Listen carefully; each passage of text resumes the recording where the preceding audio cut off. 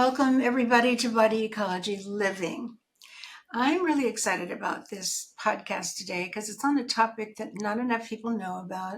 Unfortunately, medical practitioners don't really know about it. If they did, they'd be able to get more people well. And I am interviewing Dr. Susan Brown, and we've done a podcast already earlier on another important topic, osteoporosis. And you must listen to that because, all of these doctors are sending women over to get a DEXA scan. The DEXA scan may not be all that accurate. So you've got to listen to that one. And also, this talk today on acid alkaline is very much related to osteoporosis. So my guest is Dr. Susan Brown, PhD. She has a center called Better Bones, Center for Better Bones, and she's written a couple of books, but I'm gonna show you her book, The Acid Alkaline Food Guide, because this is a must. It's like a reference book. Gotta Right, have this. exactly. And then I just want you to know that she's a medical anthropologist and a certified nutritionist, which I find is when I read that and learned that about her, I thought, wow, what an interesting combination. So, Yeah, really. Dr. Susan, welcome. And could you start off by telling us a little bit about your history? Like, how did you become interested in anthropology and then Sure. get into nutrition? Well, Donna, you yourself have always cast a pretty broad net trying to figure out the whole ecology of the body, which is related to the ecology of human cultures, which is related to the ecology of the cosmos. So you're the first person to cast a broad net. And I was always interested in that broad net, trying to think, what is it? Why do certain cultures behave the way they do? Culture is something that we learn and share. And I was interested in studying how in different regions of the world, the same kind of human beings adapted to different environments, different histories, different inputs, and developed different cultural lifestyles that they passed on and on. And if they were successful, they lasted a long, long time. Um, and so I got very intrigued with the study of different cultures, understanding different cultures. And then when I realized that I had some health concerns, I got very interested in people who knew about how to regain that natural human potential for health. I saw people all over the world that have very good health, and I'm wondering, how do we maintain that natural health? And it occurred to me that we have within us a natural healing potential. If we look around, the animals do perfectly fine without hospitals and without clinics to go to. And how is it And that they don't human take supplements. they don't take supplements, they just eat what Mother Nature gave them. Um, and so I started studying about health. And particularly in my case, my grandmother, who I dearly loved, fractured a hip at 102 when she was living by herself in her house. She was very independent. People stopped by there every day, but it was an amazing example of personal strength. She had both osteoporosis and rickets that we didn't really identify. This was a person born in the late 1800s who understood what slavery was like. And in fact, one day I asked her when she was about 100, I said, what was it like being a woman when you grow up? When you grew up? She said, come back tomorrow. I'll think about it. I went back tomorrow and she said, Susan, when I was young growing up as a woman, it was just like being a slave. And I thought, isn't that an acute observation? She was born in 1880. I mean, she knew about the history of this. She knew what slaves were about, and she saw the position of women. It's so striking. But she was a kind person, a beautiful person, and I always thought how long she would have lived if someone knew decades ago. All she probably needed was a little vitamin D. And so I was really struck with that, and I began studying bone health for that reason. Oh, interesting. Yeah. Well, my father's aunts Hmm. reached into well into their 90s, mid 90s, and they all three had breast cancer. And they had Yeah, it for probably a long time, like 10 years, but they didn't die from the breast cancer. They must have kind of just died from old age. But I've always thought that was interesting. And like you, I didn't think about being studying anthropology, but I've had that same question for many years. Like, um, I'm right. fascinated with their cultures and what do they eat and how and what's the secret to the ones staying older. Yes. to get up there and still be active. Now, I will say that when you look at them, they look old. And I think we have a lot more understanding of why we age. So we're going to see people getting to that age and they'll also look better. Yeah, But the looking thing is interesting, isn't it? But more important than the look to me is how people feel and if people are happy. I mean, there's never been a mhm, culture that had so many conveniences as our culture, yet never, but dramatically high levels of unhappiness, anxiety, worry, fear, and even destructive self behavior, and just that we've kind of lost contact with that native feeling of what is helpful to life and what is a good way to live a life and how do we feel happy and successful. And we get very we're just seems like we're overburdened with inputs, with technology, with new information, lost kind of our footing in that basic nature of the human potential for happiness and well-being. And I pH agree. And when actually you go ahead, say again. no, and pH actually relates to this, and we can talk later about it. That actually the ability to produce energy within this body is what allows us to survive. And we can produce a low amount of energy. Like, did you know that in one day you produce your own weight in ATP? Now that's hard to imagine. I weigh 120 pounds. I produce 120 pounds of ATP every single day. And that can be an efficient production. It can take a little bit of my energy or it can take a lot of my energy. And part of that is dependent on the pH. The environment, the acid-base balance influences how much energy we produce. The more energy we have, the very big likelihood we're going to feel better. We're going to be able to Mhm. accomplish what we want. We're going to be happy. Yeah, absolutely. So let's get into this talk, but I want to say a little bit. When I wrote the Body Ecology Diet 30 years ago, Uh-huh. it had 7 principles, universal laws that people, I don't think I've ever done a really good job of explaining them well enough to people. It's too bad because they're really important and we have Yeah. to live by them. We can't change them and they dominate us in our life. And one of those, I've been macrobiotic for 8 years and they talk, acid alkaline and the principle of balance or yin yang was the main thing, macrobiotics is based on. So Hmm. when I was learning about yeast infections and the diet and all, I brought the understanding of acid alkaline, and it's really critical for so many reasons. But lately I've been working on another book and Oh, fun. helping long haulers, and I'm even more convinced with the infections that we have in our body, and we're always going to have them. Hmm. Um, you've got to have a slightly more alkaline environment or these infections thrive, and actually they work very hard to make the body more acidic so they can survive. So I know Yes, what we yes. need to do is start off with the real basics, because I'm sure some people have never even heard the term acid alkaline. And so if we could just sort of start off with like what is Yeah, yeah, acid alkaline. yeah.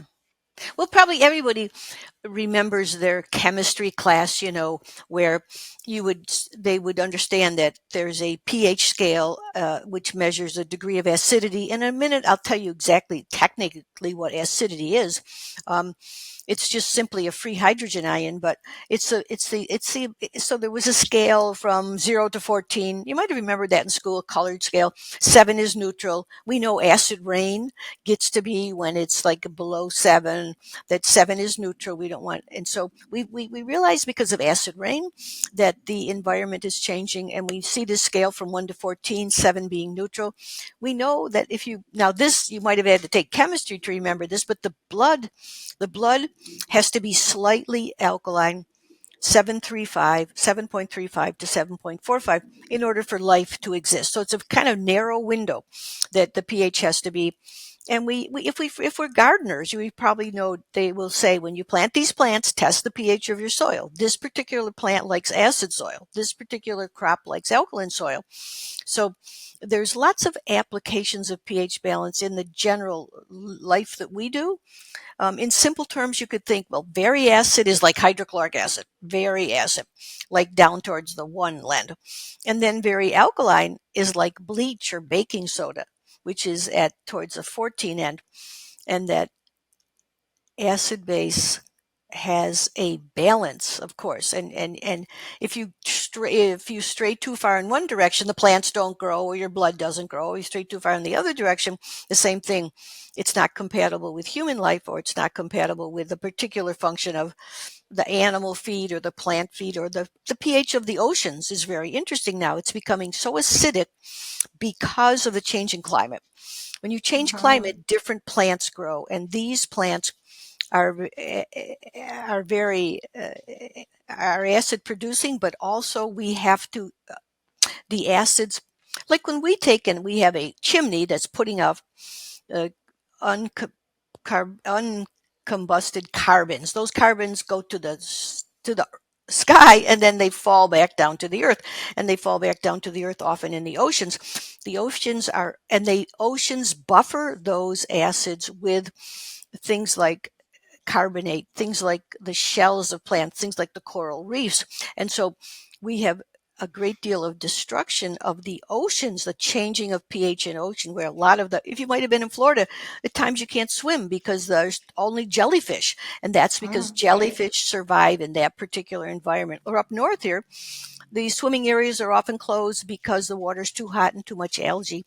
That's also acid forming, certain toxins develop. So it's a Well, it's a chemical balance. It's a chemical issue of how much free acid. Now, just not to bore people too much, but free acid is a hydrogen ion, just the simplest ion in the world, an H plus. And then an acid is something that has that free hydrogen, and an alkaline substance is something that can buffer or neutralize, so to speak, that acid to get it back more towards the middle range. It's a dance of chemicals and mhm. And electrons being changed. I don't want people to like glaze over because they don't want to know about chemistry, but and I do want to get into the really practical stuff why this is so Okay. important to know. But I want to tell you because I know you're in Michigan that I read an article about a lake in Michigan where they were getting all this acid rain. And so the fish started coating themselves in mucus to Yeah. protect themselves from the acid rain, and then they smothered to death. So Isn't they're it? losing the fish population. Just another example of how that shows up in nature. But That's interesting. Yeah. yeah, I thought that was one of those things that stuck in my mind for maybe 30 years now. Yeah. But anyway, so I want to point out that the blood itself, our blood, is very tightly regulated in its pH. And I think people get real confused because a lot of people dispute this theory because they say it can't be too alkaline or you'll die, or too acid when you die, but that's the blood. So throughout the whole body, there's all these organs that have different pH, like the Right. stomach and Exactly. the vagina and the mouth and the Right. gut and all. Can we just kind of walk through the digestive tract and talk about how the pH changes from the mouth to the stomach to the colon? Well, yeah. I mean, we can talk a tad bit about that. I'm not really an expert on the digestion side, but certainly the oral cavity, if that gets acidic, like we eat sugars, and then that is acid forming, the bacteria grow that produce acidity, that it can lead to damaging of the teeth. That's quite well known. The oral cavity, you'd like to have alkaline. We know that the stomach is very acidic. You want the stomach to be acidic. The strongest acid in the body is hydrochloric acid that can actually those little hydrogen ions are looking for something to grab onto, and so they actually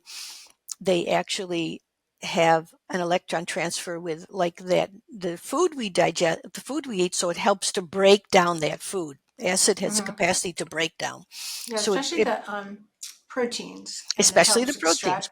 extract out things like B12 and minerals, particularly minerals Yeah, too. So it's important in exactly, the exactly. stomach, but then down in the small intestine you get alkaline again, but you get acidic down in the colon, so that the microbes live there and need to be they're acid loving Yeah, bacteria yeah, basically. So yeah, so yes, I just think that's fascinating. The confusing actually is because there's the blood, which is tightly regulated, And then there's places all over the body. The vagina is more acidic. If a woman makes love with a man and he has sperm in there, he's changing the pH of the vagina, and she can Yes, get yeast exactly. infections and so on too. So that's one simple thing to know. But so I wanted to. So I But don't but think people know. Oh, go ahead.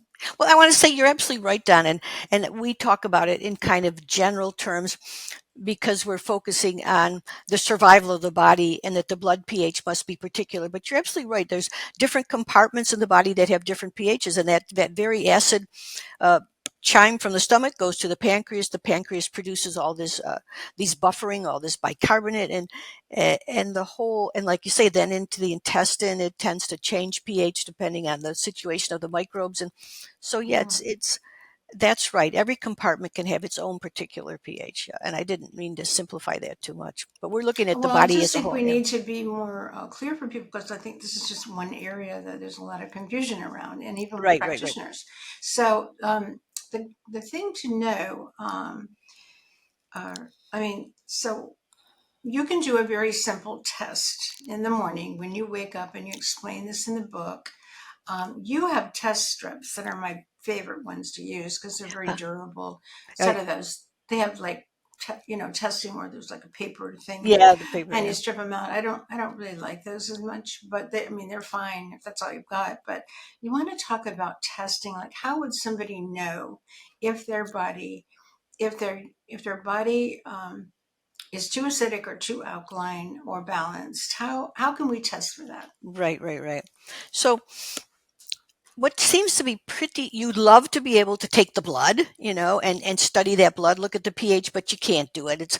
You have to, even if your doctor pulls your blood, you have to measure it right quickly because it will soon change the pH. So the clinically relevant technique is to look at the urine, and there's quite a bit of data saying that the urine is, if we're looking at the kind of acidity, what we call metabolic acidity, if we look at the impact of different foods on the pH, then we look at the first morning urine. And the first morning urine is a very good indicator of of pH balance and acid load.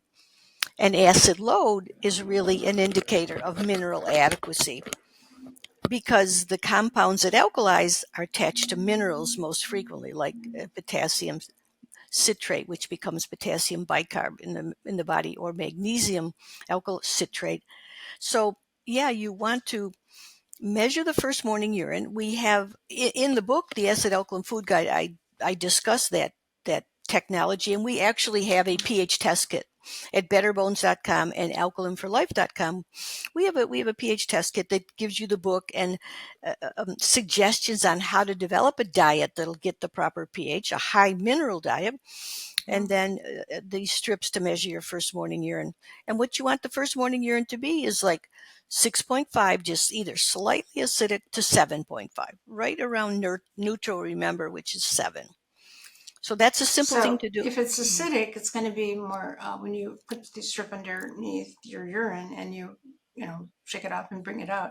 If it's yellowish, it's more acidic. And there's That's a right. little guide on there. There's a little Yes, if chart it, that you can hold it up to. It's amazing how accurate it is. it's a color guide. Yeah, it's a color guide. Mm-hmm. So you're looking for slightly green, which is about 6.5. Donna, have you tried that with some of the people on the Body Ecology Diet? Have you see what their pH is, I wonder?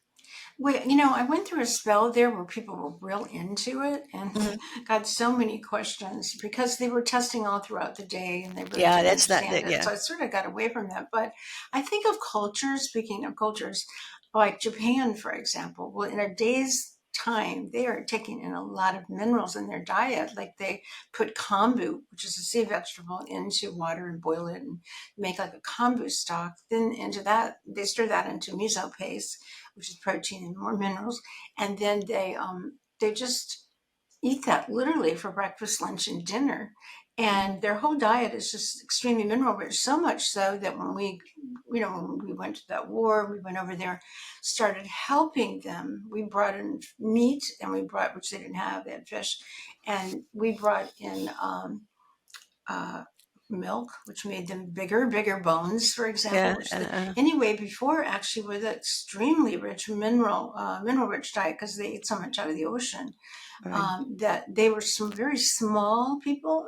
They weren't tall and they were very muscular. Yeah. So strong, very strong, but they didn't develop the same way. So I always thought that was fascinating because I lived in Japan a few times. But Yes. Yes. so yeah, so could we? So I'm hoping people understand to go get test strips and test because I've said for years that most everybody wakes up too acidic.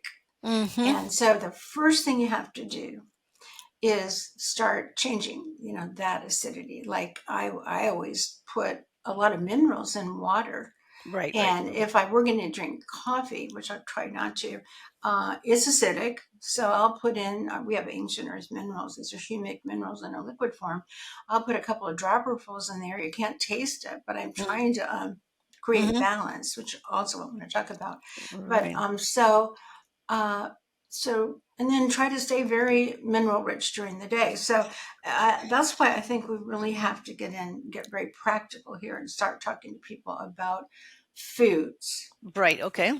the acid alkaline, the foods that are acidic Yeah. and the foods that make the body more alkaline, and Yeah. Yeah. actually the foods that, naturally balanced. You know, just before we talk about the foods, foods are real simple, and I'll show you 5 categories of food that those are the main categories that alkalize. Mhm. But if you decide to measure your pH and get an idea of your acid load, you need to measure the first morning urine. Either you'd like to have a urine measured after 6 hours of sleep, but some people say they can't. They go to bed at 10, they wake up at 3, they have to urinate then. So that's okay. Urinate, but then when you get up to stay, do the first morning urine. Measuring it throughout the day has no accuracy because the pH changes all throughout the day as you buffer from different foods you eat and as you And in the reduce more. morning, you have to do this before you eat, Yeah, right? that's right. Because that's right. You've had all night for your body to equilibrate the acids with whatever alkalizing reserve they have. So you buffer as much as you can, and then you see that result in the morning. So the foods are really simple. And I was just reading an article by Linda Frassetto, a new article on potassium. She's a major pH researcher at the University of California, and they calculate that in prehistory, these humans like us ate 10,000 grams of protein Grams. of potassium a day. Oh, Potassium is one of the grams. major. Right. We used to recommend 4,500.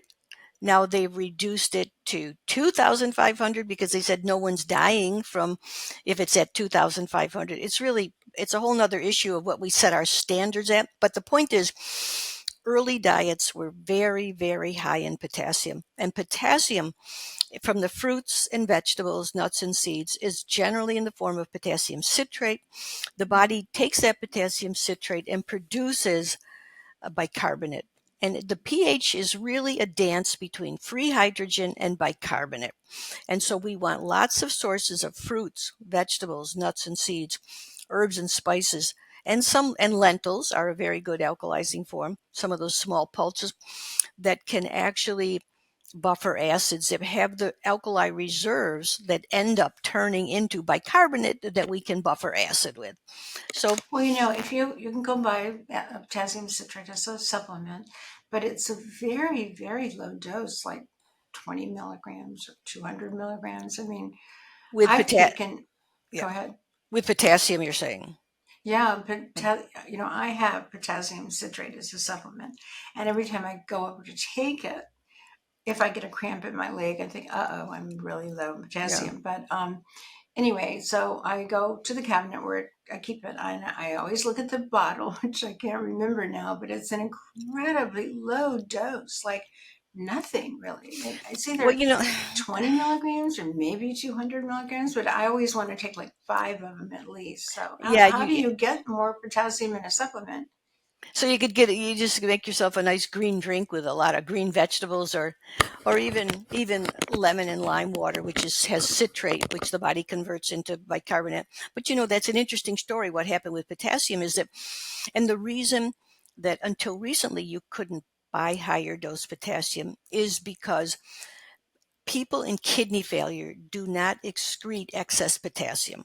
And so if a person in kidney failure inadvertently takes or consciously takes, 2, 3, 4,000 milligrams of potassium, um, milligrams I should be talking of, that they can have very serious problems with their heart, with the heartbeat and this and that. So you want to make sure that you are not in kidney distress.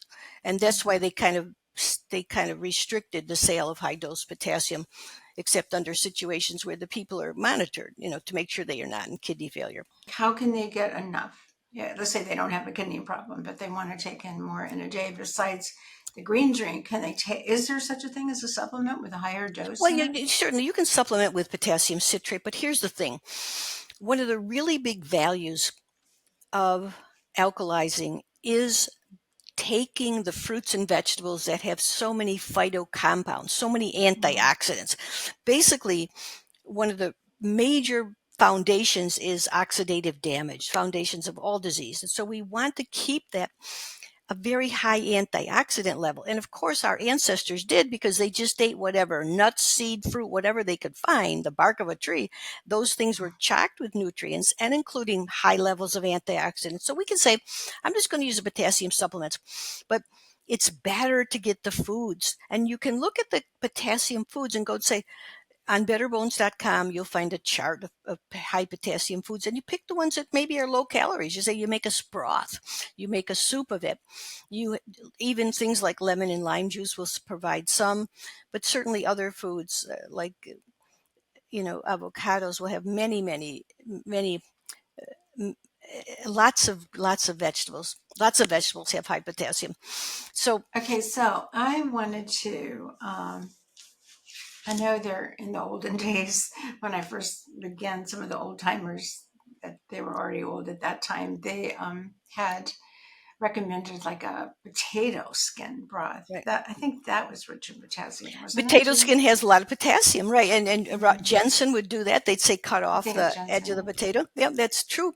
And I just saw a study that like 10% of the potassium that Americans get is from potatoes and Okay. processed potatoes. We don't eat the fruits and vegetables. In fact, the average American, of 3 people, one person out of 3 doesn't even have one fruit or one vegetable a day. We eat things like all this processed food. So if you eat a potato, even a French fry, you're getting a certain amount of potassium. But we'd like to give the body a full deck to play with good, fresh, whole foods, colorful foods, foods that are very high in antioxidants, high in phytocompounds, resveratrol, quercetin, all these amazing compounds that you're not going to get in a supplement.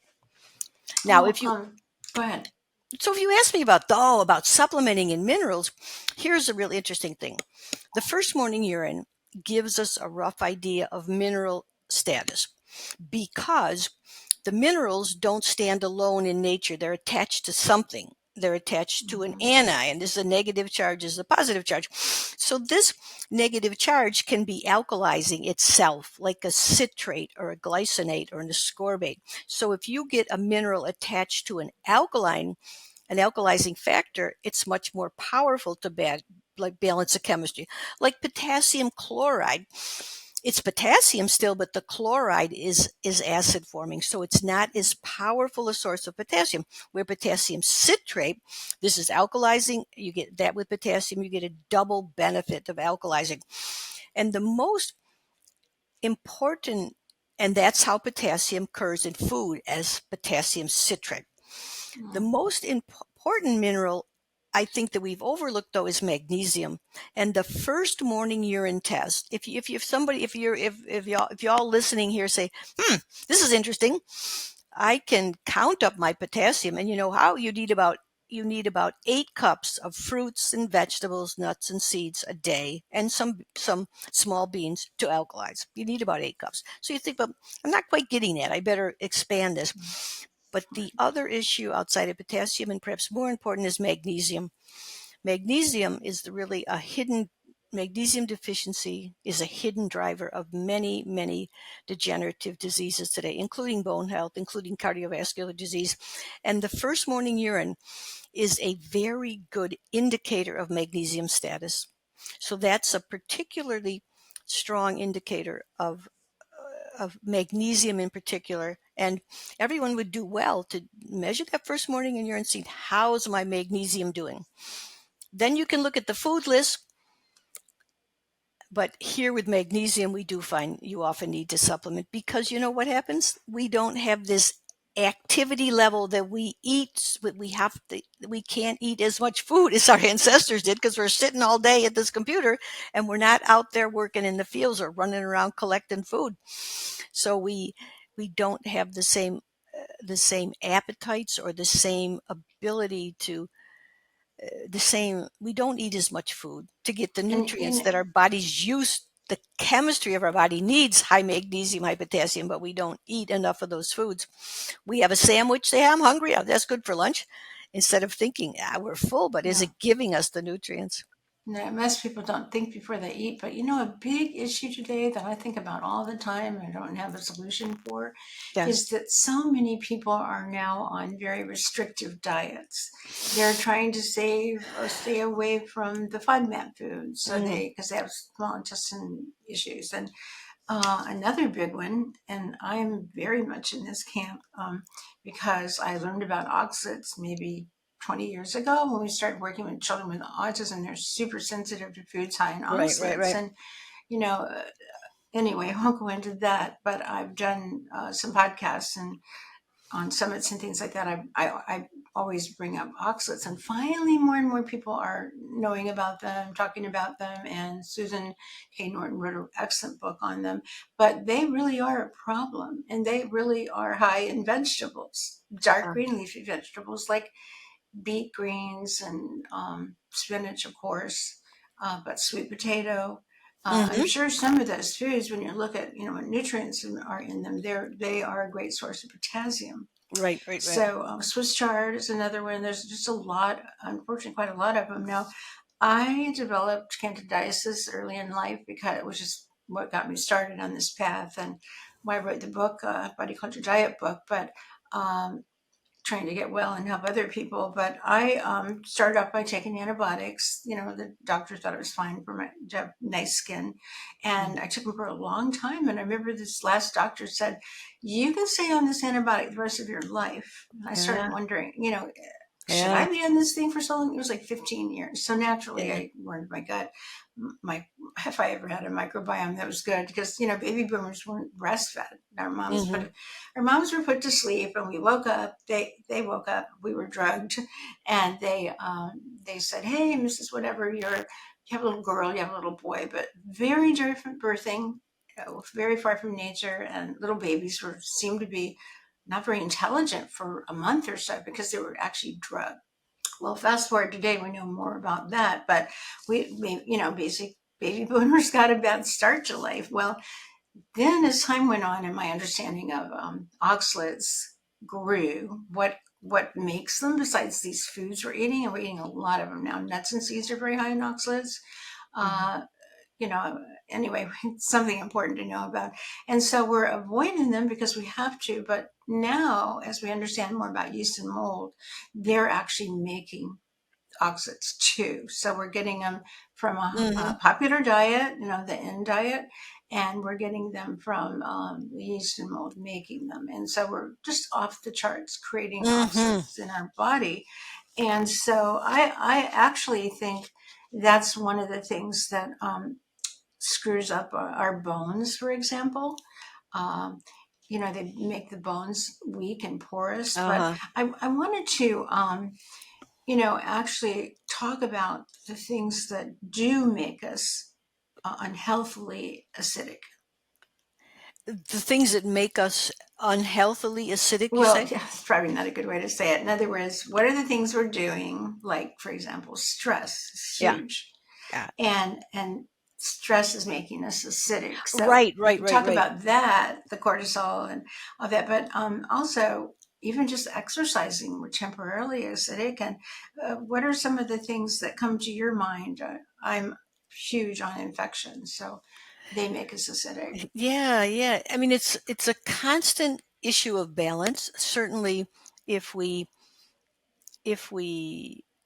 over exercise, we produce acids. If we're like lactic acid, and especially if we push ourselves maybe a little bit too much, and there's always this thing between rest and recovery. But if you take the issue of uh, let's see, yeah, I mean, exercise is a really good example of we can definitely get acidic with exercise, but probably of more interest is the stress response. That when we are under stress, as you all, everyone knows, the body really responds in many ways to kick up the survival mechanisms by producing things like cortisol, which tell your body, look, stop digesting food, shut off hydrochloric acid, start getting ready to fight or flight, send the energy to the muscles, send the glucose to the muscles, don't send it to digestion, shut everything down that's not to do with the fight or flight mechanism. And so yeah, stress has such a big impact on every part of the body. In fact, I had a client who was always measuring her pH, and she was very good. She'd always measure the first morning urine. She took the minerals, like one of the things we do at Alkaline for Life is produce mineral compounds that alkalize. And so she took our supplements, and she was great. But then she got a really big situation of stress. It was kind of a family distress, and she recognizes that she got really invested in it. She got really upset. She got thrown off kilter by this, and her pH went down. And it stayed down for about 4 or 5 days till she finally said, I realize I'm internalizing this. I've got to do my breathing exercises. I've got to let go of this a little, trust that it's going to work out. And when she shifted her mental attitude and changed her stress response, her pH went right back to normal. And I had a spiritual teacher tell me once that the best way to handle stress is to be absolutely grateful for everything, even yes, that probably. But I try to practice that and, of course, breathe too. But I'm just by nature somebody that's easily stressed. So yeah, that's common today. And then we live in a world where you turn on the TV, you turn on the news, awful things are happening in other places in the world, in here, and we don't have any say so on fixing it. It's I don't know what it would have been, like different kind of stress if you were an ancient person living thousands of years ago. Just your life, getting enough food was stressful. well, Not being killed by different different kind stresses. of Yeah, stress. But I don't know if we're under way more stress, and especially people in war zones right now. So it's almost like you almost have to assume stress is there. It's not going to go away. And so you need to do things to constantly, daily right. focus on minerals and alkalizing. And I take our minerals and I literally pop them into anything I'm drinking, even if it's Yeah, a yeah, soup or something, because you might think, wow, she sure is taking a lot of those. But I feel like I have to do that because it's yeah. making balance for me. And if we could also, we need the full deck of nutrients and alkalizing compounds, but also if we could, get have a goal of gaining some control over our mental processes and our emotions and not be so subject to this. We see something horrible, we get to feel horrible, but to be more a witness of what's happening and try to, they always talk about the ducks, they'll be in a pond, one duck will fight with the other duck, they have a big fight, and then after it's over they shake and they go off and they forget it. We have to kind of, the impression can leave a deep mark if we see something horrible on the TV, or it can leave a mark where we say, bless those people, and not leave a deep mark that consistently brings up negativity. Just to tell you, I did recently an interview with Acharya Sunya, who's one of these teachers of Ayurveda and the Vedas. And and this is called From Fear to Flourishing, that you can find it on YouTube if you're interested. We were talking about bone health and how fear affects bone health. And she said, in the ancient texts, they said that bone was very strong tissue. Nothing could damage bone except one thing, and that was negativity. So we have this whole energy. Is the energy of negativity is similar to the energy of acidity? A breakdown, debilitating energy? I don't know, but certainly we should work to become masters of our thoughts and our feelings. At least we can't control the world, but we can control this body and how we respond to things. What advice would you have for somebody that just grew up in a really difficult situation and it's just ingrained in them to be fearful or Well, I protecting think that themselves and stuff? Like what would it's you so say? it's so interesting, Donna, because the researchers now know that if you have a very fearful situation, they like you were out there in the savannah, you fell into a deep hole, the tiger's after you, there's a fire, you got to do something. Bone is the first organ to sacrifice, and what bone does is give up a protein, osteocalcium, to go into the blood and shut down the parasympathetic so we can stay in high gear, fight or flight. And that is a very interesting thing that happens. But today we don't have tigers on our tail, but we may say, look, I'm just overloaded with all of this stuff, all this news around the world, or worse yet, a good friend of mine is very sick, or my mother died. Then we have to, it's very good to figure a way, like you said, in the long run, we know that this life is a learning school, that this is going to be a lesson too. But immediately we'd say, okay, I encourage people to sit down and to feel the feeling. The first time I say, I'm terribly sad, I'm crying, I'm sad, I'm to feel that feeling, because suppressing feelings won't really help at all. And then to try to create a little distance. And breathing sort of connects us to cosmic intelligence and also to the intelligence within us. So we sit down and do some very gentle, deep breaths, and maybe even soothe ourselves, maybe even say, I'm really stressed, but it's going to be okay. I trust that the great goddess is going to provide whatever we do that can quiet down the response. And breathing techniques are very good for that. And I'm And thinking quiet down the response in a positive way, because somebody might say, I'm very stressed. I'm going to the refrigerator and get a big chocolate bar or whatever. You know, there's a lot of ways people are handling stress in an unhealthy way too. So your advice is very wise. So thanks for saying that. Do you, so let me just go into a couple of diets. yeah, You know, yeah, there's a sure. carnivore diet. And so there, just to let people know, basically the person's eating animal protein, mostly beef, from nose to tail, meaning they're eating a bunch of organs. I don't think they eat the tail, but anyway, that's carnivore. And Paul Saladino was really promoted and made it big, but after a year or so, he realized that wasn't a good thing to do. So he added in some fruits, but when you look at the fruits, one is avocado, which people don't think of it as a fruit, Hmm. and the other one is coconut. So people Hmm. think those are kind of more vegetables, I guess. But and then some honey, because he realized you had to have some carbs, and I guess that's working for him well. But I wondered, but from the very beginning when I was hearing about it, I thought, wow, what an extremely acidic thing to be eating. That's going to eventually there's going to be a problem here and people are going to move away from carnivore, but Uh-huh. that's a very acidic diet. And the other thing too, we didn't talk about the principle of balance, another one of the 12 principles I talk about in the book. But so carbs are very, very often given a bad rap, and what I know is they're acidic, but some people need them. The thyroid seems to need them according to all the data, and also they're calming. They help you sleep better at night Yes. because they help you make more serotonin. I'm one of those people, being a blood type A, that definitely needs some complex carbs.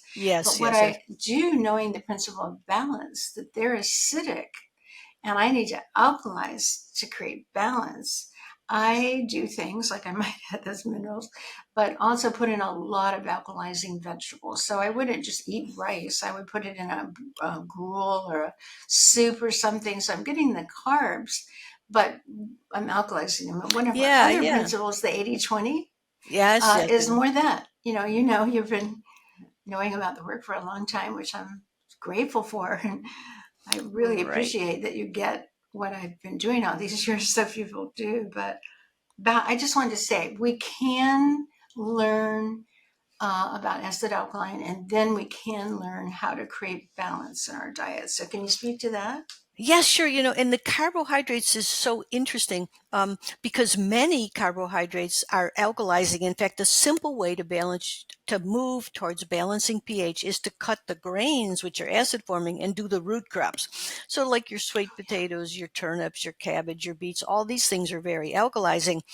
uh, very high mineral alkalizing, where the grains uh, are generally acid forming. Now, quinoa might be different, millet's not so acid forming. In the book, I detail which grains are most acid forming, but that's a good move. Like, we don't want to throw a baby out with the water there.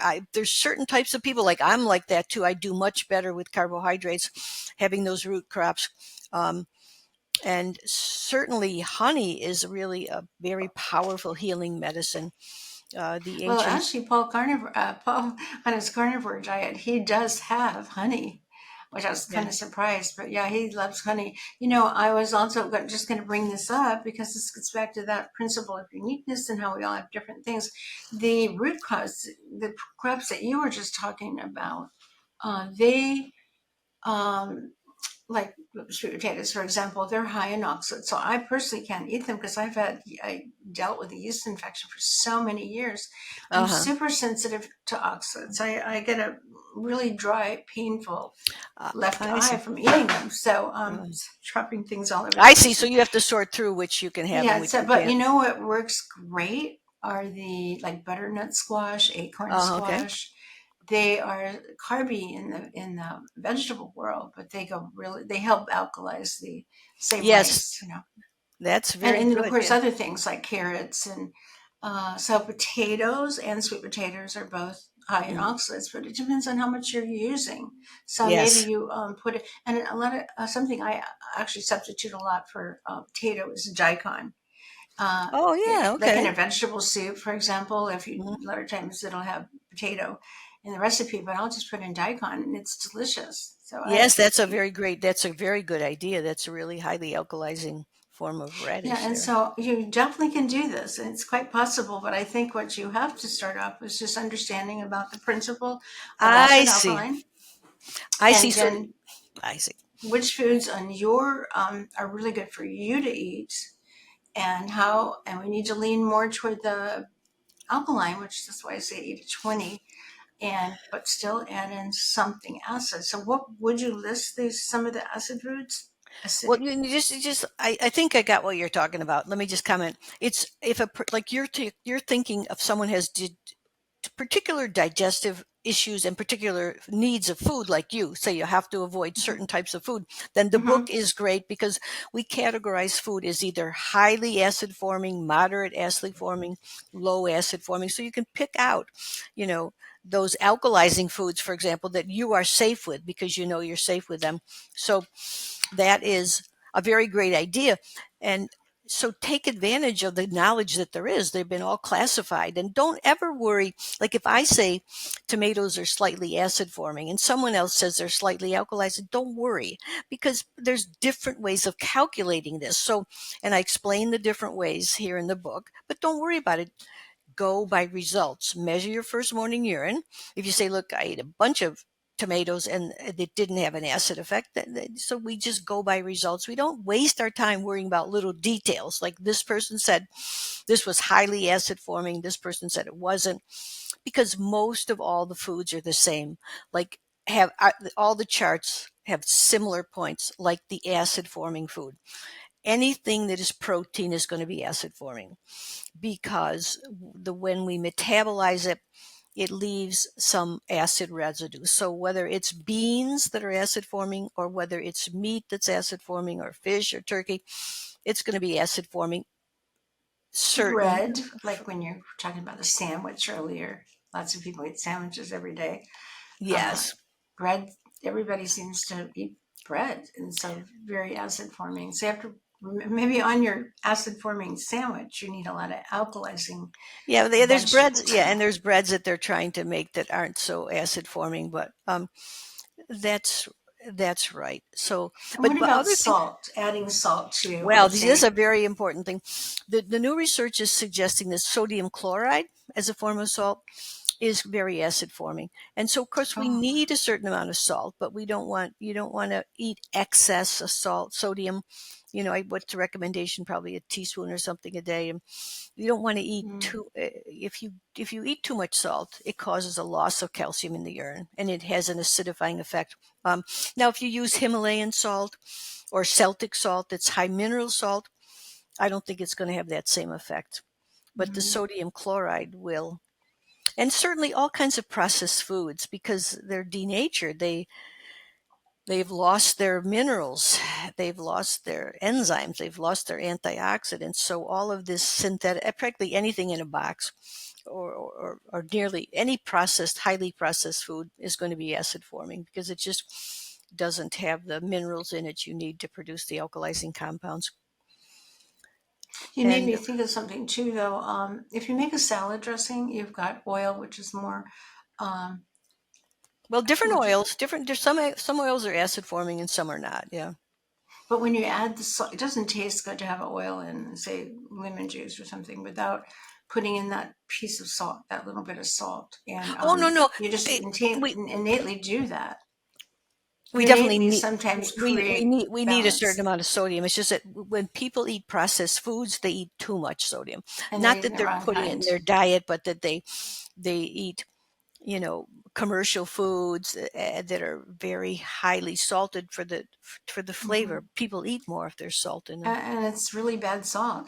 I have salt sensitive genes, which I found interesting when I learned Uh-huh. that, because I have to have salt. And then I found out as I did more research that even with those salt sensitive genes, which some doctors say don't eat any salt, which I think is a big mistake, unless they're telling them to avoid the salt in processed foods. But so I looked up and did more research and found out that you can still have up to a teaspoon a day.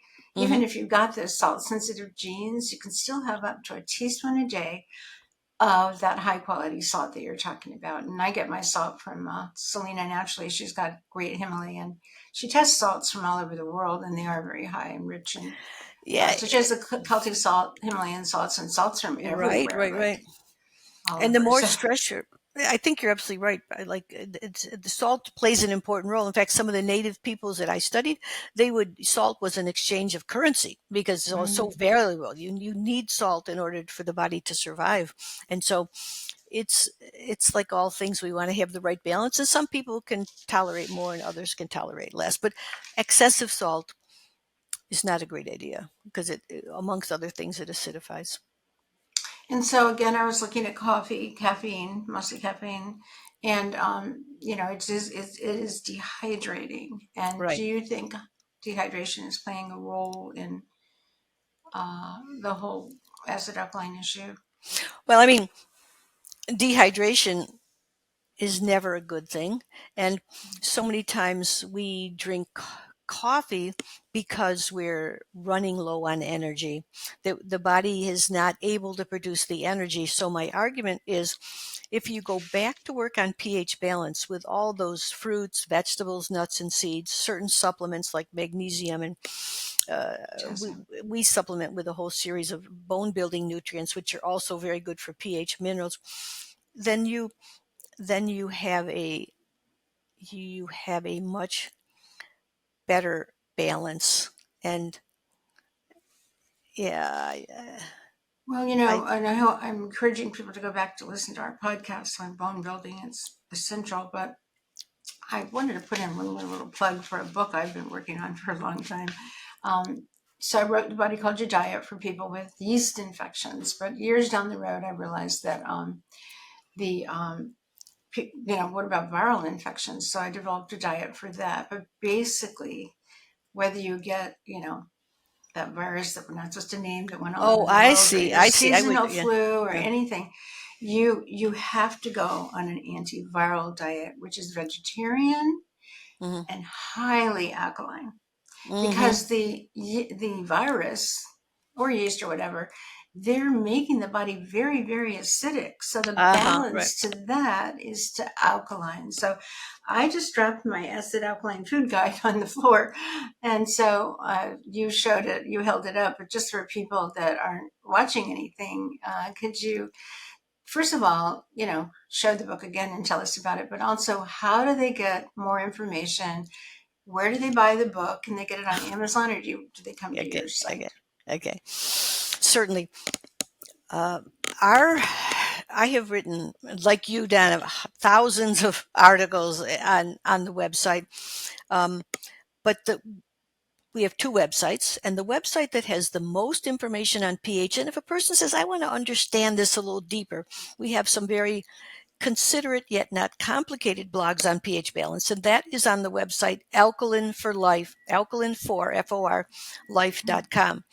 That Alkaline for Life is the website that we have where we have all our information about pH balance, our articles, and that's also the place where we sell products like the acid-alkaline food guide and the pH test kit, which I don't have one here, but it's a wonderful book that it's a kit that has the book, has the pH paper, has sample menus. So the best thing is to get the alkaline diet starter kit, and that has everything in it.